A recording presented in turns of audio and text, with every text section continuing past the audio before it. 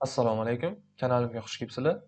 Bugun men sizlarga chet tili so'zlarini qanday qilib oson yodlab qolishni, mm, haqiqiy qo'llanmalar bilan qanday qilib yodlab qolishni, dalil-isbotlar, mm, ishonaver rostdan ham foyda beradi. Haqiqatdan ham foyda beradigan yo'lini sizlarga ko'rsatib bermoqchiman. Ozgina vaqtlaringizni ajratsanglar, inshaalloh boshladik videoni. Xo'p, o'tgan safargi videolarni men o'chirib tashladim kanalimdan.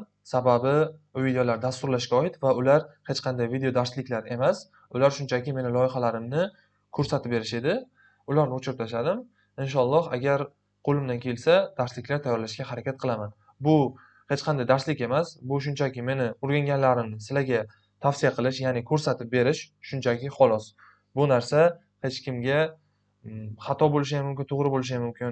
Xatolarimni tuzatib qo'yasizlar degan umiddaman. Sababi men bu videoni bilmayman nechinchi marta yozishim, 6, 7 marta, balkim 8 marta bo'lishi mumkin.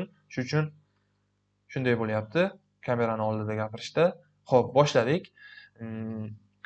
Miyani chirishi. Ya'ni miyani chirishi bu narsani Hermann Ebbinghaus degan nemis fizik olimi isbotlagan. Ya'ni siz bir so'zni yoki bir qandaydir ismni birinchi marta eshitganingizda u oson so'z bo'lgan taqdirda siz uni 20 daqiqa shunday eslab qolasiz va uni 1 soatdan keyin balkim unutishingiz ham mumkin. Bu sizning miyangizga bog'liq. Lekin albatta siz u so'zni unutasiz. Agar siz u so'zdan qaytib foydalanmasangiz. Chet tili so'zlarini ham yodlashda shunday deb o'ylayman. Bu qanday amal qiladi? Ya'ni siz bir so'zni yodlaysiz. Bu so'z passiv words ga kirib qoladi. Ya'ni siz u so'zdan foydalanmaysiz qaytib, lekin yodlaysiz. Ya'ni siz tunda so'zni yodlaysiz, o'qituvchingiz sizga bergan vazifani va ertalab borib ustozingizga u so'zni topshirasiz. Ya'ni shu so'z disappointed. Ya'ni hafsalasi pir bo'lmoq. Shu so'zni siz topshirasiz, bo'ldi. Qaytib bu so'zdan foydalanmaysiz. Ya'ni bu so'z sizni aktiv wordingizga kirmaydi. Passiv wordga kirib qoladi va bu butunlay unutilib ketishi ham mumkin.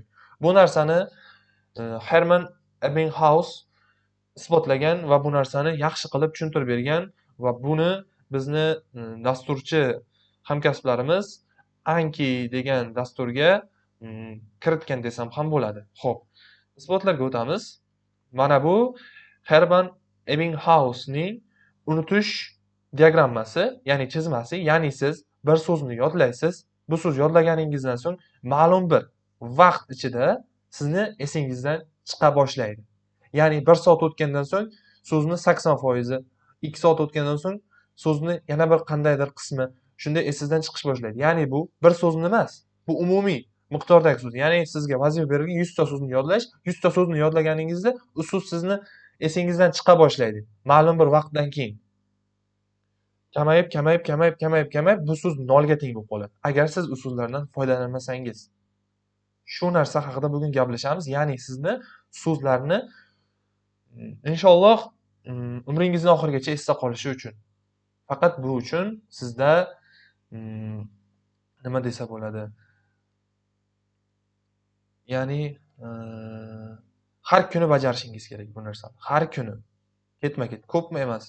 Ozgina vaqt ajratib har kuni bajarish kerak. Esimga kelsa aytaman. Xo'p, mana bu Ebbinghausning isbotlagan narsasi. Ya'ni siz bir so'zni yodlaysiz, yodlaganingizdan so'ng bu sizni esingizdan ma'lum bir vaqtda pasayadi. Ya'ni 40% ga pasayganda, masalan, bu yerda foiz yo'q, 40% ga pasayganda siz shu so'zlarni yana bir marta takrorlaysiz. Ya'ni 100 ga ko'tarib olasiz. 100 ga ko'targaningizdan so'ng u narsa sizni esingizdan yana ma'lum bir vaqt ichida chiqadi. Faqat bu oxirigacha chiqib ketmaydi. Ya'ni qanday?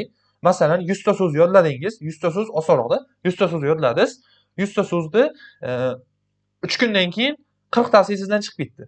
Shunda ham 40 tasi esingizdan chiqib ketdi. Endi shu narsani yana bir marta takrorlaysiz ertasi kuni. Ertasi kuni emas, o'sha kuni 3 kundan keyin yana takrorlaysiz. Bu so'z sizni 3 kundan keyin 40 tasi esingizdan chiqib ketgan bo'lsa, endi 20 tasi esingizdan chiqib ketadi. Qanday demoqchiman? 80 tasi yodingizda qoladi. 60 tasi yodingizda qoladi. 80 tasi yodingizda qoladi. Xuddi shunday takror.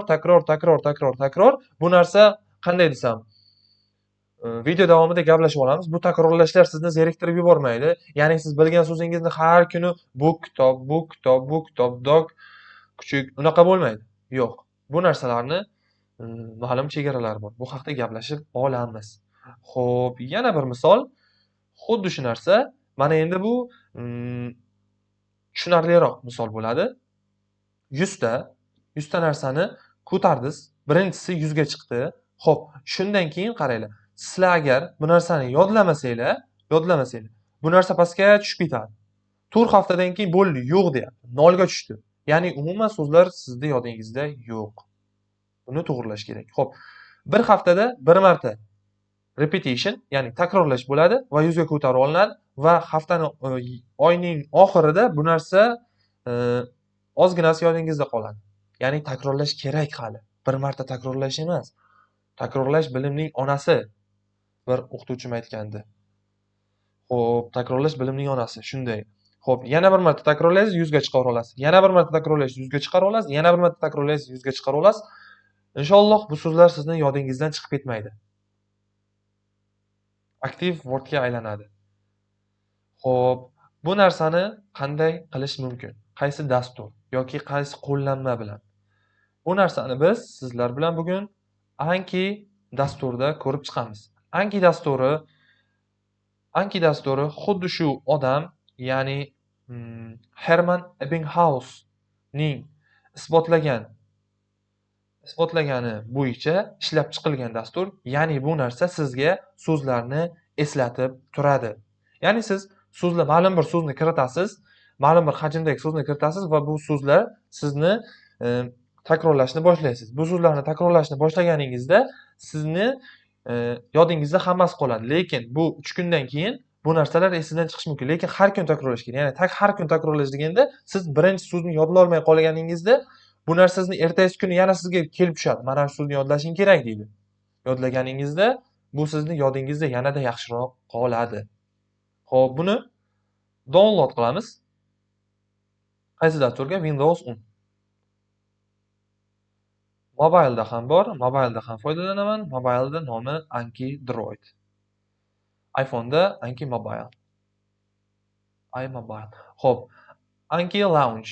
Shu narsani ustiga bosamiz va bu narsani zapustit qilamiz, bo'ldi. Ishlashni boshlaydi. Bizda hozir o'rnatilgan, bizda hozir desklar bor. Xo'p. Endi bularni qanday qilib Anki dasturiga so'zlarni qo'shib chiqamiz? Ya'ni siz qaysi so'zni qo'shasiz? Ixtiyoriy so'zni qo'shishingiz mumkinmi, o'zi qo'shishingiz mumkin emasmi? Buni qanday qilamiz? Bu narsani biz hozir misol sifatida 4000 Essential degan kitobni oldik. 4000 Essential English Words 1. Paul Nation. Xo'p, unit 20. Ya'ni 20-unitdagi so'zlarni sizlar bilan qo'shib chiqishga harakat qilamiz. Xo'p, buni qanday qilib qo'shishimiz mumkin?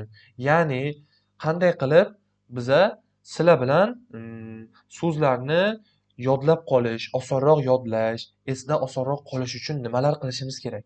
Shu haqida hozir men sizlarga tushuntirib beraman. Men o'zimning Telegram kanalimda ChatGPT uchun, ya'ni sun'iy intellekt uchun sizlarga prompt yasab berganman. Bu narsani kanalimga tashlab qo'yaman. Kanalimdan kirib sizlar kanalimga shu promptni copyright qilib, ya'ni copy qilib, u narsani ChatGPT ga tashlaysiz va yodlamoqchi bo'lgan so'zlaringizni ketma-ketlikda kiritasiz. Yodlamoqchi bo'lgan so'zlaringiz ketma-ketlikda kiritganingizdan so'ng ChatGPT men yozib bergan prompt va siz yozgan so'zlarda sizga Anki uchun jadval yaratib beradi. Jadval, kartlar yaratib beradi va bu kartlarni siz Anki dasturiga qo'shib chiqishingiz mumkin bo'ladi. Qo'shib chiqqaningizdan so'ng bu narsani takrorlashni boshlasangiz bo'ladi. Xo'p, sizlar bilan birinchi bo'lib Anki dasturiga kirib olamiz. Xo'p, Anki dasturiga kirib olamiz. Boshladik bo'lmasa, Anki dasturining ustiga bosamiz. Bosdik Anki dasturining ustiga. Anki dasturi bu sinxron ishlaydi, ya'ni siz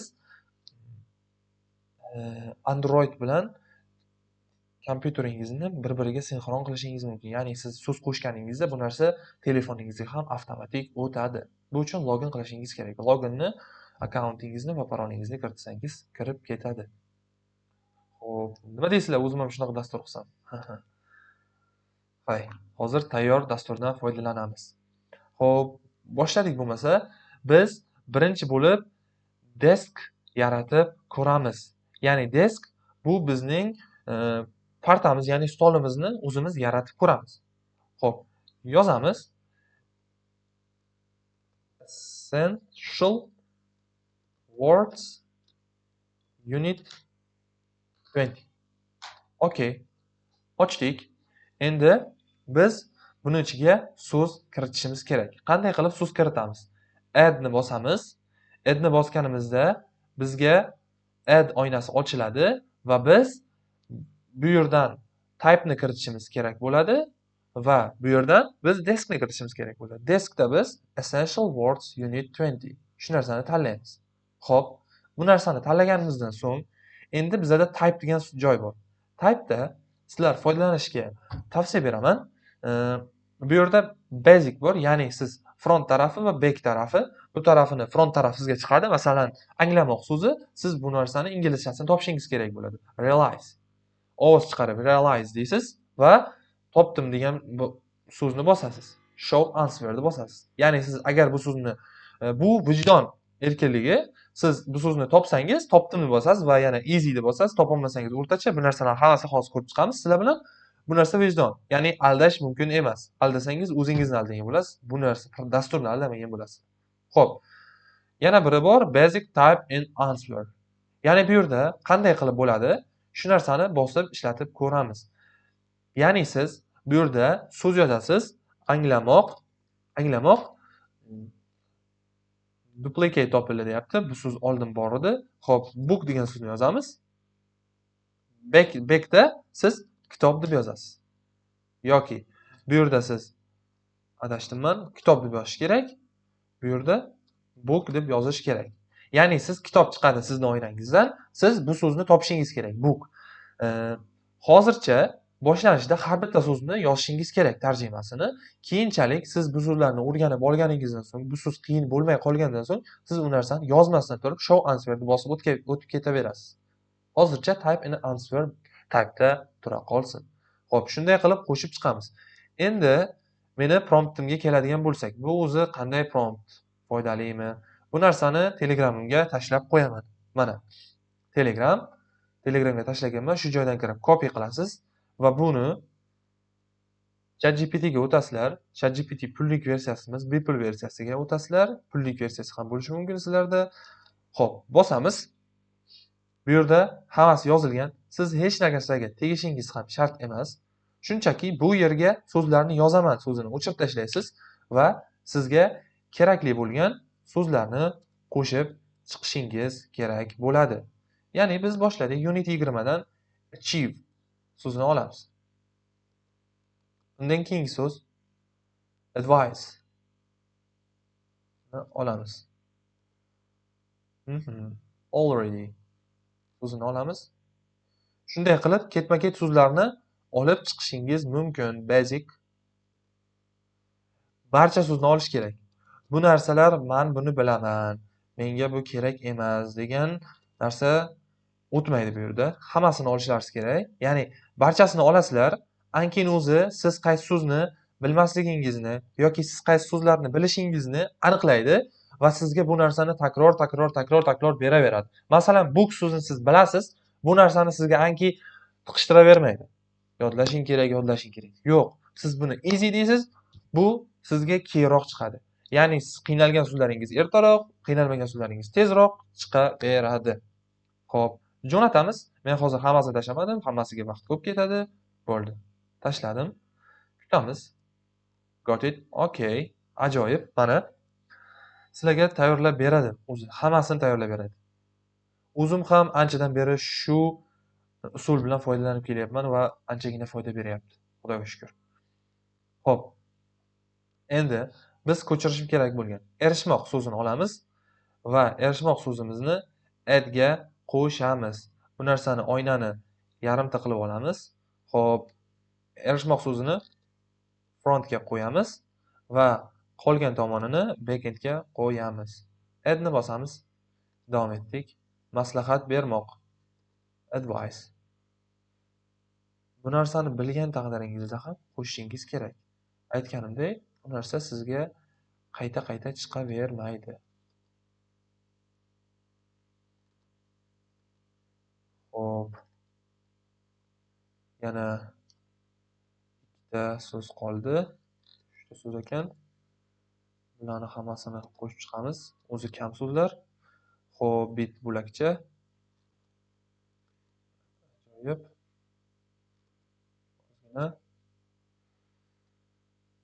Bunda siz ovozli yozishingiz ham mumkin. Ovozli yozishda basic type answer bo'lmaydi. Basicni o'zi tanlaganingizda yaxshi ishlaydi. Xo'p, add qildik va biz chiqamiz bundan. Buni pastga qo'yamiz va bosamiz. Xo'p, essential words unit 20. Boshlaymiz. Bosganimizda bosildimi? Bosildi, qotyapti ozgina. Xo'p, bosildi. Essential words unit 20.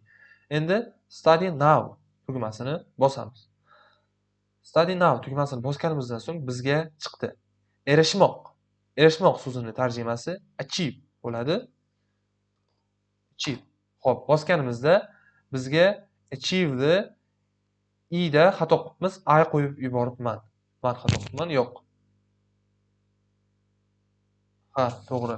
Ay yodimdan chiqibdi meni. I so'zi yodimdan chiqibdi meni. Shunda biz bu narsaga qiynaldikmi, qiynalmadikmi? Shuni aytishimiz kerak. Ya'ni again, hard, good, easy bor. Easy'ni bosgan taqdirimizda biz bundan o'tib ketamiz yoki bu so'zni umuman bilmasak, xo'p, hozir ko'ramiz. Good'ni bosamiz va bizga 10 daqiqadan so'ng chiqadi. Xo'p, maslahat bermoq.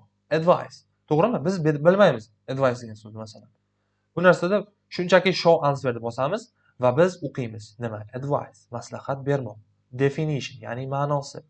To tell someone what you think they should do. Xo'p, kimdirga o'ylaganingni aytish. Xo'p, example, the teacher advised him to study harder. O'qituvchi unga qattiqroq o'qishini maslahat berdi. Your own example. Ya'ni bunda your own example'da osonroq va tushunarliroq tushunarliroq example'lar bo'ladi. I advise you to take an umbrella. It might rain. Men senga maslahat berdim. Yomg'ir yog'ayotganda shunga o'xshagan misol bo'lyapti. Advice. Ya'ni biz bu narsani o'qidik, takrorlaymiz va good'ni bosamiz. Good'ni bosganimizda bizga keyinroq kelib chiqadi. Xo'p, allaqachon already qaranglar, yana bir tushuntiradigan joyim mana bu yerda shoni bosyapman. Allaqachonni topdik, biz easy'ni bosishimiz kerak. Xo'p, asosiy, oddiy, basic. Xo'p, qaranglar. 3 plus 2, ya'ni 3 bu bizda yangi so'zlar. 2 bu hozirni o'zida takrorlashimiz kerak bo'lgan so'zlar. Basic deymiz. Enter bosamiz. Basicni topdik. Simple and most important, not advanced. Definition. Xo'p, buni biz topdik, easy deb bosamiz. Ya'ni bir kamaydi. Bo'lakcha, ozgina, bit. Lekin biz buni qiynaldik, kitobdan qaradik. Masalanda kitobdan qaradik. Bu narsani endi biz easy deb bosmaymiz. Bu vijdonni aldash, ya'ni o'zingizni aldash bo'lyapti. Bunday qilish kerak emas. Ya'ni siz good'ni bosasiz, example'larni o'qib chiqib, bunda bu so'z yo'q bo'lib ketmaydi-da, uchga tushadi. Ya'ni takrorlash kerak bo'lgan so'zlar. O'ylab ko'rmoq, bilmaymiz. Bu narsa consider. Mana bu again'ga tushadi. Erishmoq, mana shunday achieve. Mana endi to'g'ri topdik. Easy deb bosamiz. O'ylab ko'rmoq, hisoblab ko'rmoq, consider. Ana bu narsani o'zim ham hozir topolmadim. Bo'lakcha, bit. Easy, o'ylab ko'rmoq, hisoblamoq, consider. Ana, considerni topdik. Bo'ldi. Endi good'ni bosamiz. Qaranglar, good'ni bosganimizda endi bir day deyapti. Chunki bu so'zga biz qiynaldik. Ertaga ham takrorlashimiz kerak buni. Ajoyib. Advice. Advice, easy. Congratulations, you have finished this desk for now. For now, hozircha. Endi buni sinxron qilamiz va buni qayta ishlamaymiz. Endi bu so'zlarni biz ko'rishimiz mumkin. bizda bugungi o'rganishimiz kerak bo'lgan so'z deyarli qolmadi. Mana shunday edi bugungi darsimiz. Bugun sizlarga o'rgatmoqchi bo'lgan bilimim shulardan iborat edi. Xato kamchiliklar bo'lsa uzr so'rayman sizlardan. Sizlarda qanday foydali usullar bor ingliz tilida so'zlarni yodlashda? Kommentariyada yozinglar, bizga foydali bo'lar. Yana qanday foydali videolar chiqarishimni maslahat berasizlar. Rahmat. Assalomu alaykum va rahmatullohi va barakatuh.